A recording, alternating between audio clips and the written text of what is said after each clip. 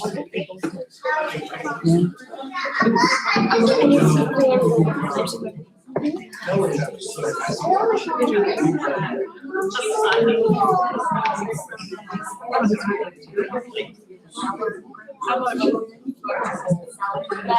right, it's 6 o'clock. We will call the South Montgomery Board of Trustees meeting to order.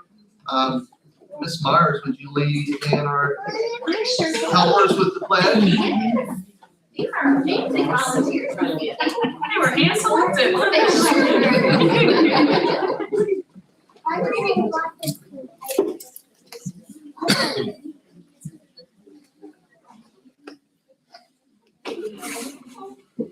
I pledge allegiance to the flag of the United States of America and to the republic for which it stands, one nation, under God, indivisible, with liberty and justice for all.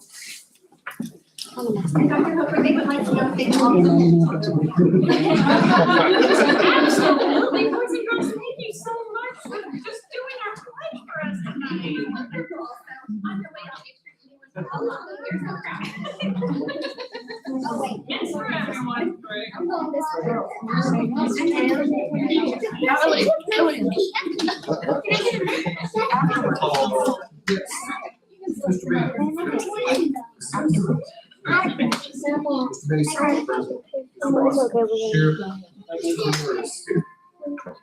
Mr. Kincaid, present.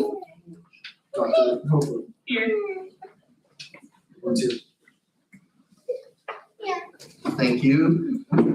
We'll move on to the welcome and recognition of visitors. I know Mrs. Parent is here this evening to recognize our winners from the Scholastic Writing Awards. Mrs. Parent? So Rihanna is my only person that was able to make it tonight. So this is Rihanna Smith. She's a junior this year.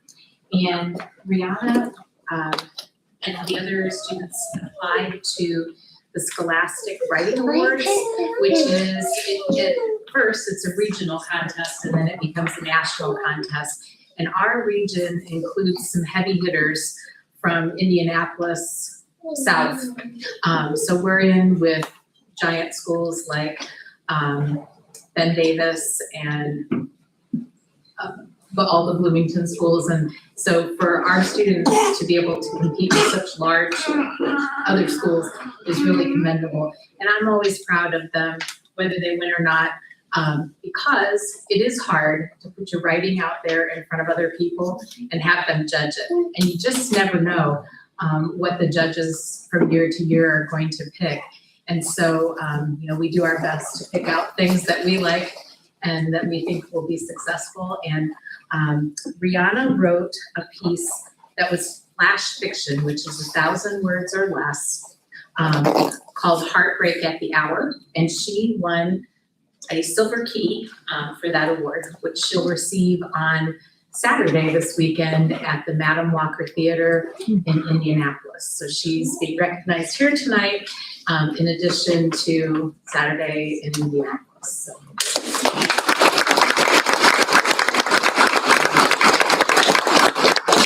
And I'll go ahead and recognize our other ones as well.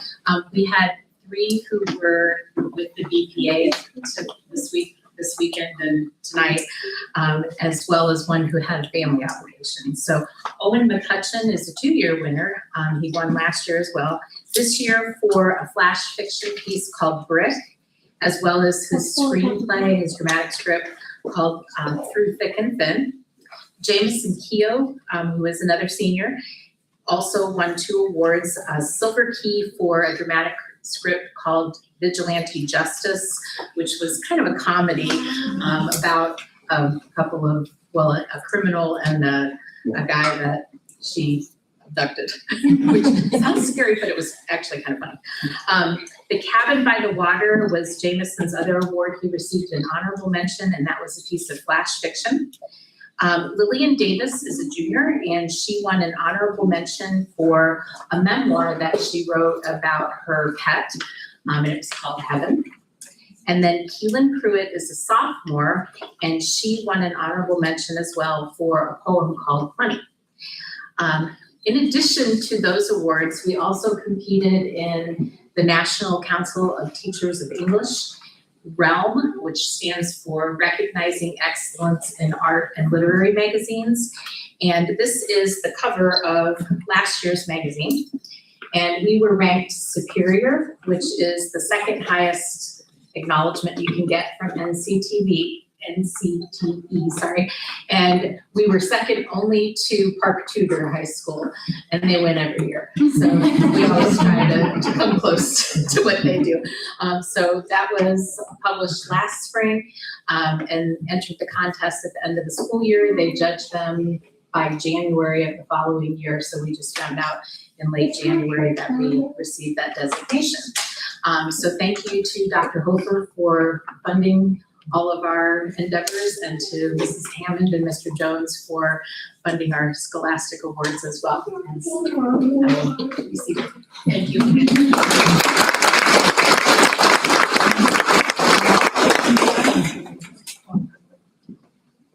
Okay, next we will be recognizing our March Mounties of the Month. So students and staff, if I call your name, please come on up here. Mrs. Norman's going to give you a certificate, and you'll just hold that and smile while I brag about you. All right, we're going to start with Ladoga Elementary, and the March Mountie of the Month is Delilah McIntyre. Is Delilah here?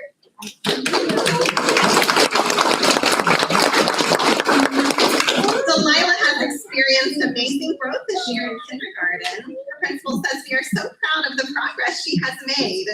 She has shown hard work and determination. She's made tremendous strides.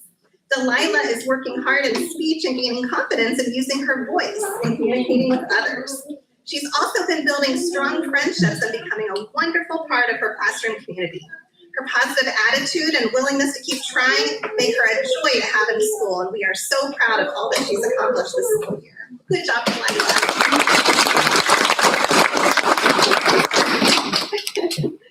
Next up, our staff of the month is Beth Albright. Is Beth here? Come on up, Beth.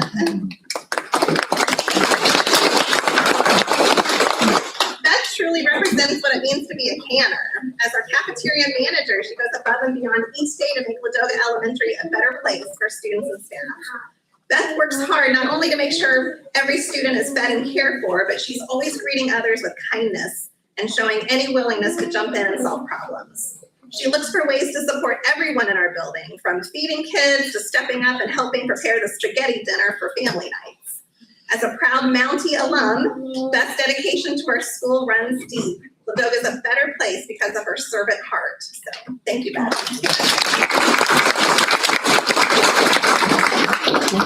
Next up from Newmarket Elementary, the March Mountie of the Month is Ellie Emberton. Is Ellie here? Okay. Ellie Emberton is a wonderful example of what it means to be a student of the month. As a fourth grader, Ellie demonstrates hard work, kindness, and a genuine willingness to help others. She was recently recognized as the first place elementary winner for Southmont schools and the county elementary winner for our Foundations for Life essay contest. It is an accomplishment that reflects her strong character. Ellie approaches her academics with focus and determination, and she leads by example through her positive attitude and always being so respectful. She's a natural leader in our classroom. She sets a high standard not only in her work, but in the way that she treats other students. We're incredibly proud of Ellie and all that she continues to achieve. Congratulations, Ellie. Also from Newmarket is Emerson Miles. Is Emerson here? Come on up. Emerson is our Mountie of the Month because she's an amazing writer as well and a math superstar. She won second place in the Character Counts essay contest for 3rd through 5th graders in all of Montgomery County. In math class, she works carefully through every problem and she never gives up, even when they get tricky. Emerson is always ready to learn, helps her classmates when they need it, and tries her very best every single day. We are so proud of her work, her hard work, and we love her positive attitude. Great job. Our staff member of the month for Newmarket is Julie Page. We're excited to recognize Julie Page as the Newmarket Employee of the Month. Julie is a hardworking, dedicated teacher who always makes sure to challenge her students so that they reach their full potential. She strives to meet her students where they are and is always looking for ways to help them grow academically and socially. Julie is a team player. She's willing to help students and staff in whatever way is needed, and she's a true asset to our schools. Thank you, Julie, for all that you do. The Mountie of the Month at Walnut Elementary is Sawyer Hill. Is Sawyer here? There he is. It is our privilege to recognize Sawyer Kimmel as this month's Mountie of the Month. Sawyer is the definition of a dedicated student because he puts forth his absolute best effort in everything he touches. Beyond his hard work, Sawyer stands out for his character. He is exceptionally friendly, he is kind, and he approaches every peer with a cheerful readiness to work together. He's responsible, he's respectful, and Sawyer sets a standard for what it means to be a leader in our Walnut school community. Congratulations.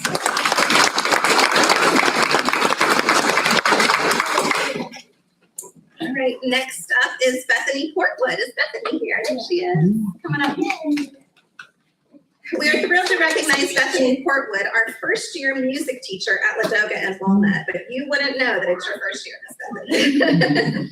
Since joining us, Bethany has filled our halls with literal and figurative harmony.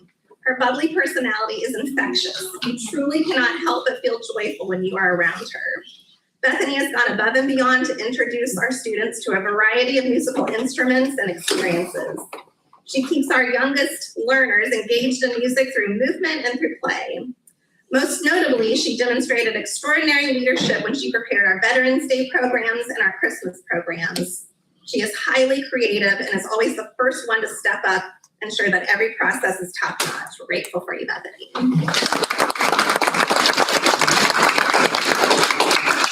Our junior high Mountie of the month is Mickey Manis. Where's he?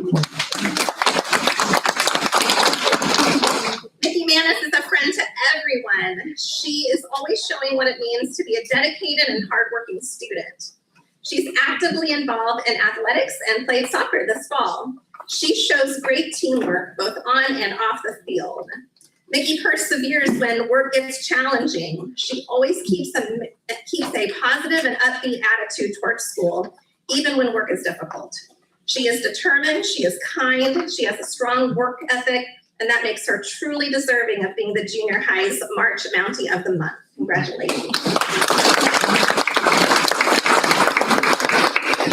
And the staff member of the month is Whitney Anderson.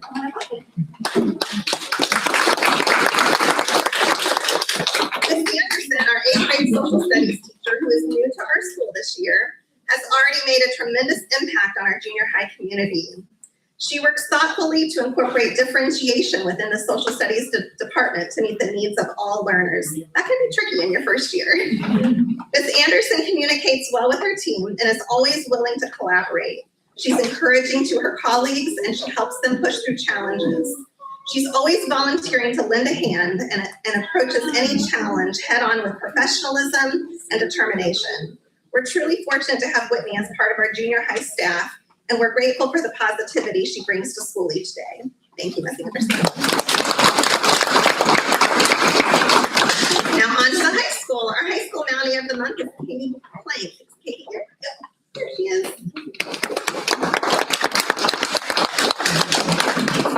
You already helping me out. Southmont High School is proud to recognize Katie Plank as our Student of the Month. Katie demonstrates a strong commitment to her academics and works hard to do her best in the classroom. In addition to being dedicated to her schoolwork, Katie is an active member of the Interact Club. She helps support service projects and she likes to give back to our community. Her positive attitude and her willingness to be involved and do anything make her a great representative of Southmont High School. Keep up the great work, Katie. Good job. And last but not least, our staff of the month for the high school is Mrs. Julie Parent.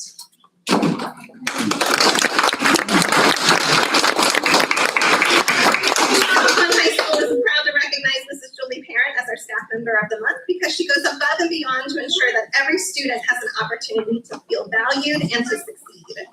She works to create opportunities for students to shine. She encourages them to showcase their strengths both inside and outside of the classroom. Southmont is fortunate to have such a passionate educator on our team. Thanks for being student-centered and for being the best, Mrs. Parent.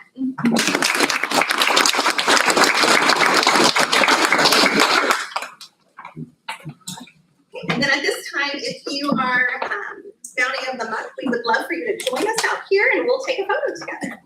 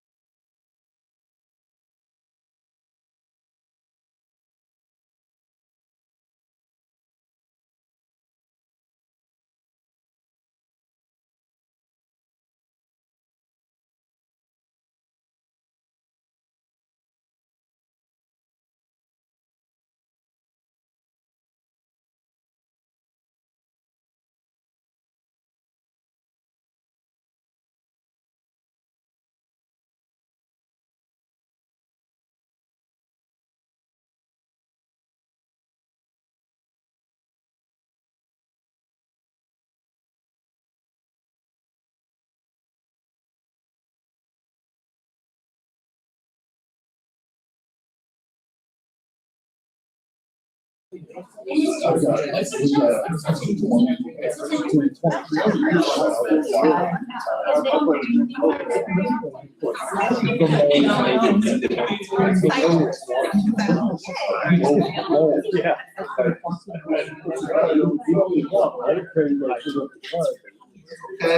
we will open a public hearing for the transportation links.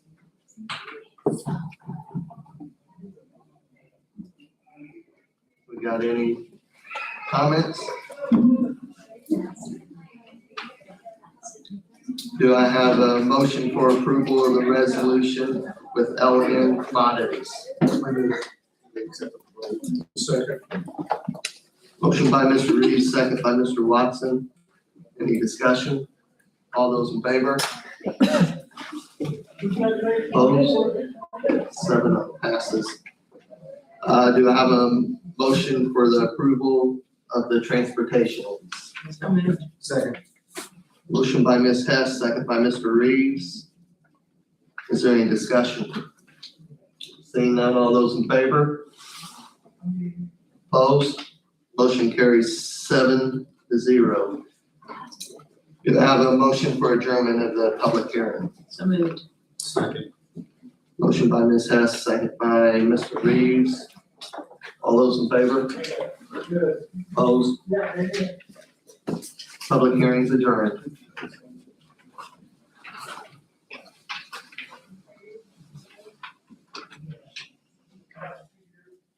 Is there any revisions to the agenda?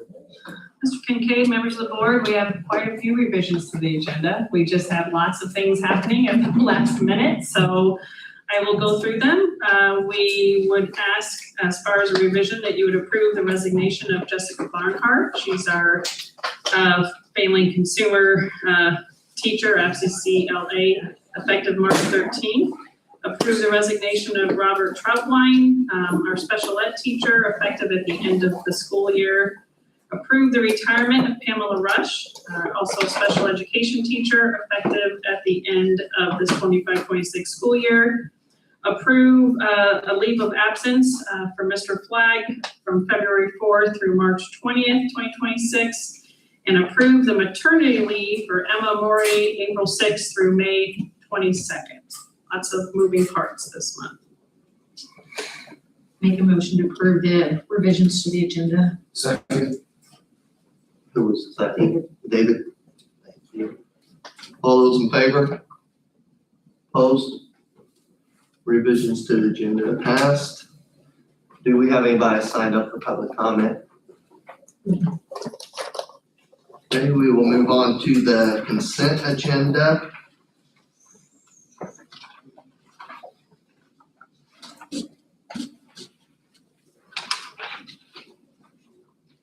Do I have a motion for the consent agenda? So moved.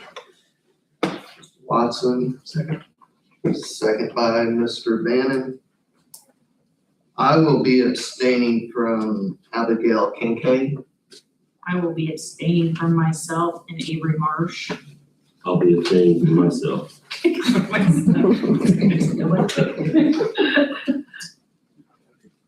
Is there any discussion?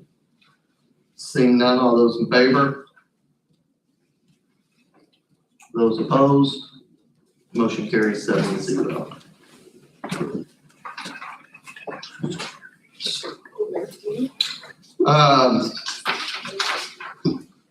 Total of claims and payroll was $1,969,011.72.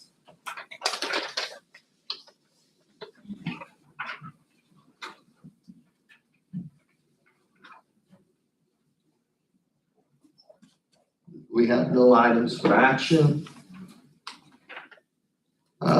Report from Dr. Halbert. Well, as always, we had our special audience helpers lead us in the Pledge of Allegiance tonight, so that was a nice treat because everyone's so excited about spring break coming that we didn't have any actual official presentations for our little pledge helpers. So, and then our Scholastic Writing Award, that's just amazing. So congratulations to Mrs. Parent and the kids.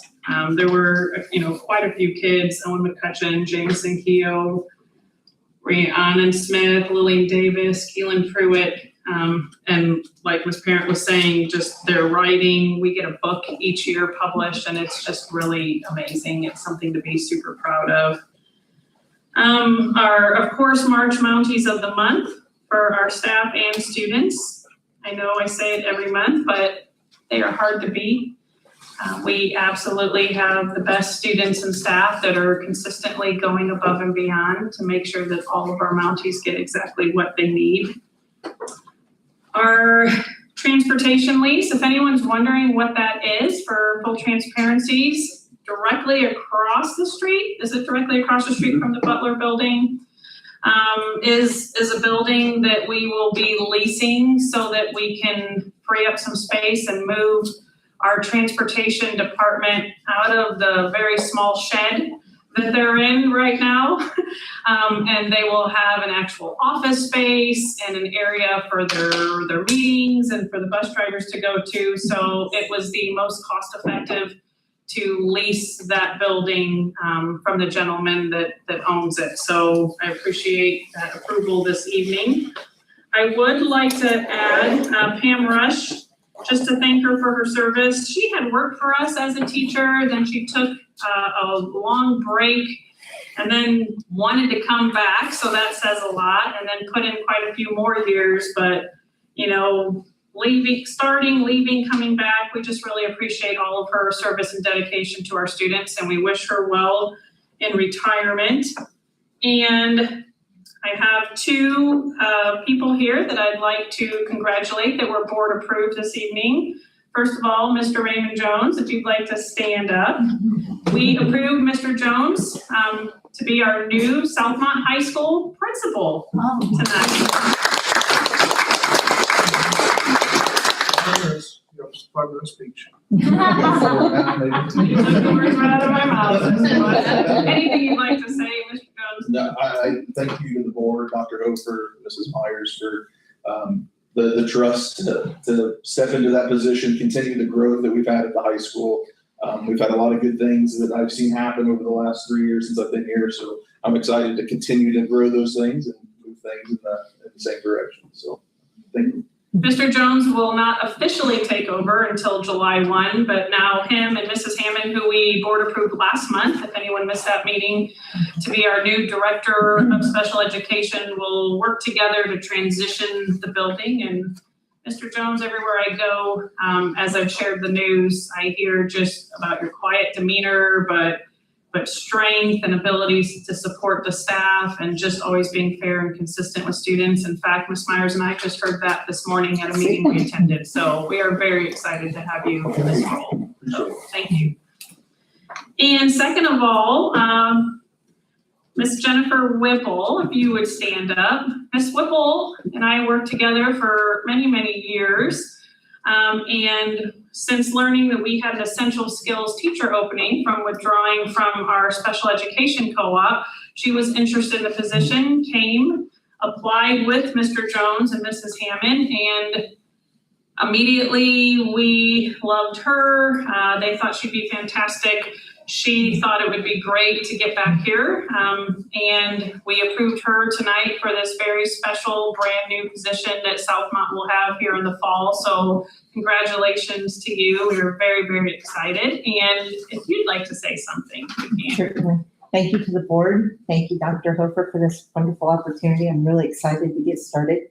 I have family. I've married into family here in Crawfordsville, and so my husband actually went to Southmont for a couple of years, and then we've had family come through too. So I'm really excited to be a Mountie. And Mrs. Whipple's already been just coming up with ideas of things that she can do. And the classroom for our essential skills will be built this summer inside our high school and have everything needed to support our students. So we'll have a walkthrough and a meet the teacher evening and be able to do all kinds of things. But as we move through this process, we will be open and sharing everything that we're doing. So congratulations. Welcome to the Mountie family, Ms. Whipple.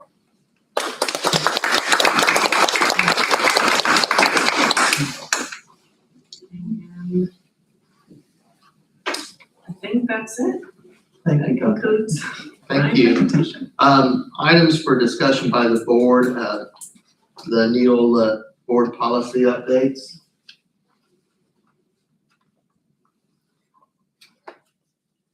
Mr. Van, you don't have any, you don't have any discussion over this? All of these policies? As of receiving assignment. Just the first reading, so. How'd that go, by the way? As you receiving assignment, it's riveting. I'm looking forward to the next one.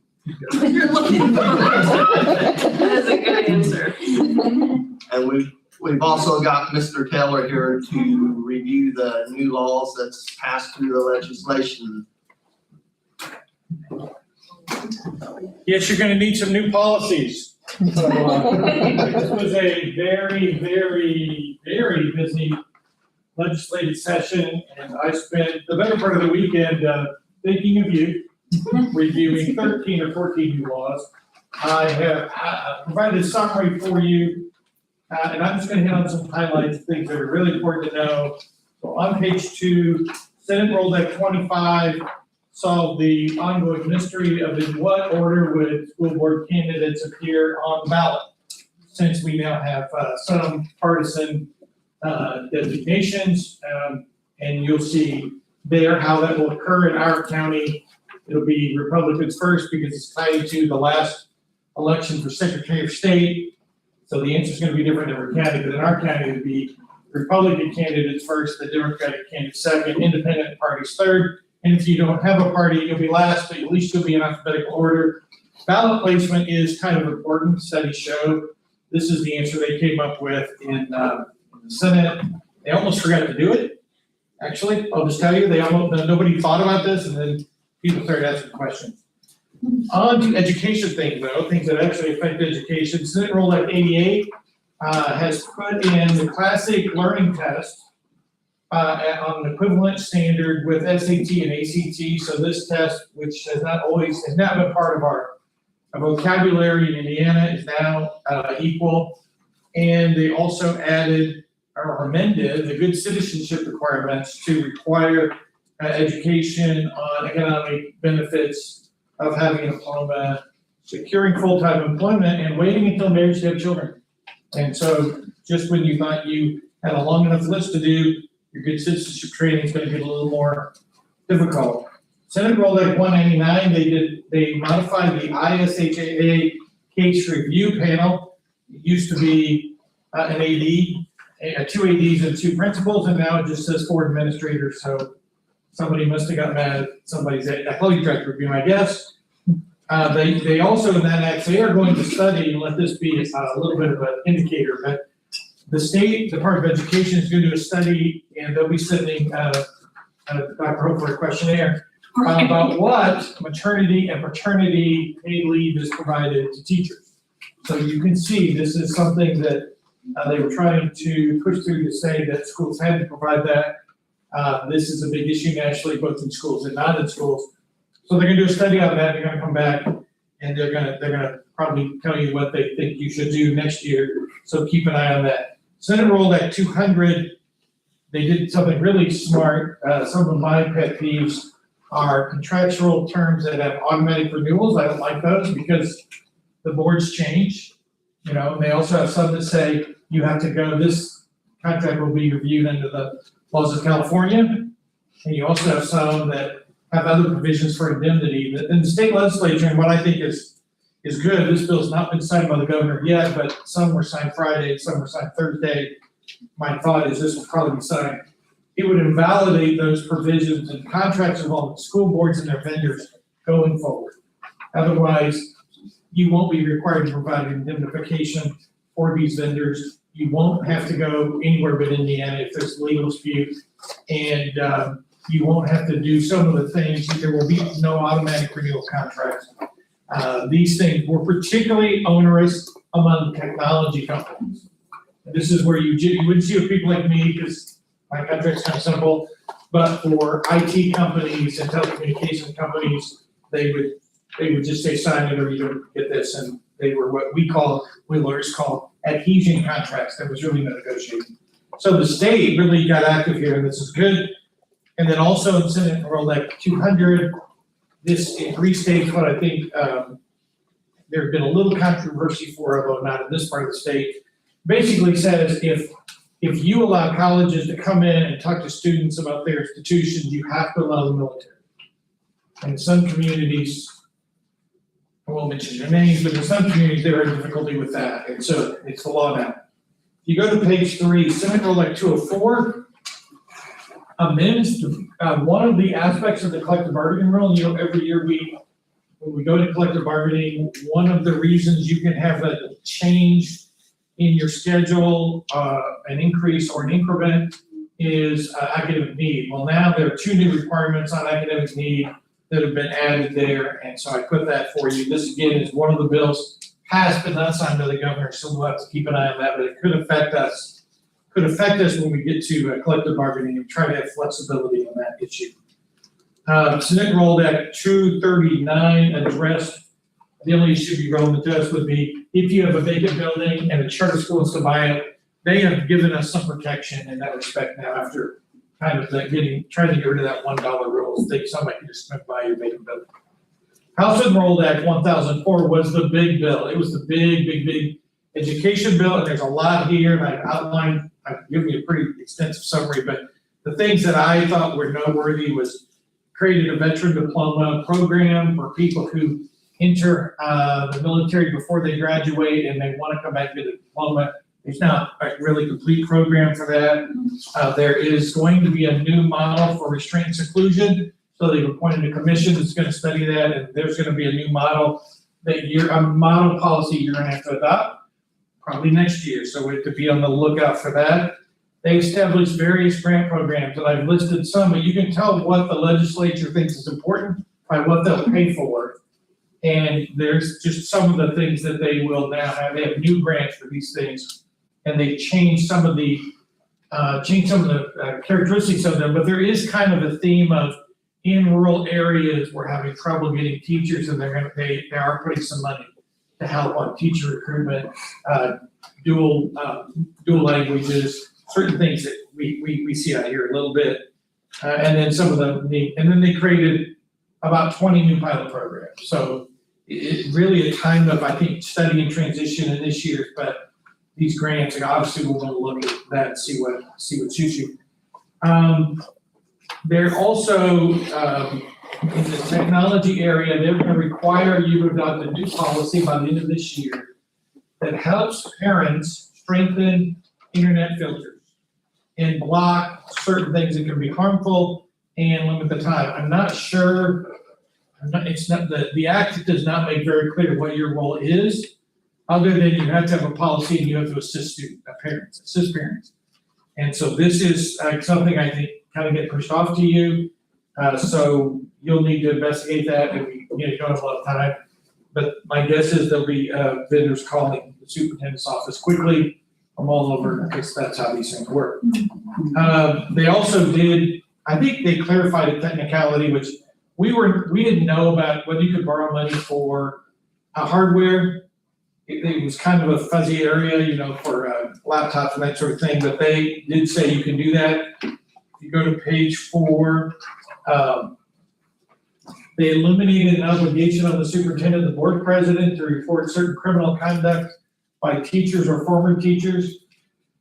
Not to worry, they just put that on the prosecutor, so it's still gonna get reported. It was just, never figured out how the school board president was supposed to know about former teachers getting arrested, but apparently, that's continuing. It changed the graduation plan requirement. The current law says that parents must participate in the graduation plan, and that doesn't always happen. So there was a question about whether a graduation plan was valid if a parent refused to participate. So they changed the law and said, parents don't have to participate. Schools have to give them an opportunity to participate. If they don't, you just move forward, which I think is helpful. House Enrolled Act 1098 may have heard about, but it was really important. A lot of talk about work-based learning. And this year, for the first time ever, they've said that schools are going to have to enter agreements with the employers and compel the employers to cover students if they're injured at work on work-based learning, so they'd be covered under workers' compensation. There are some limitations of the type of workers' compensation a student gets as opposed to someone else. This is a really, a real good protection, a move in the right direction. I think it's good.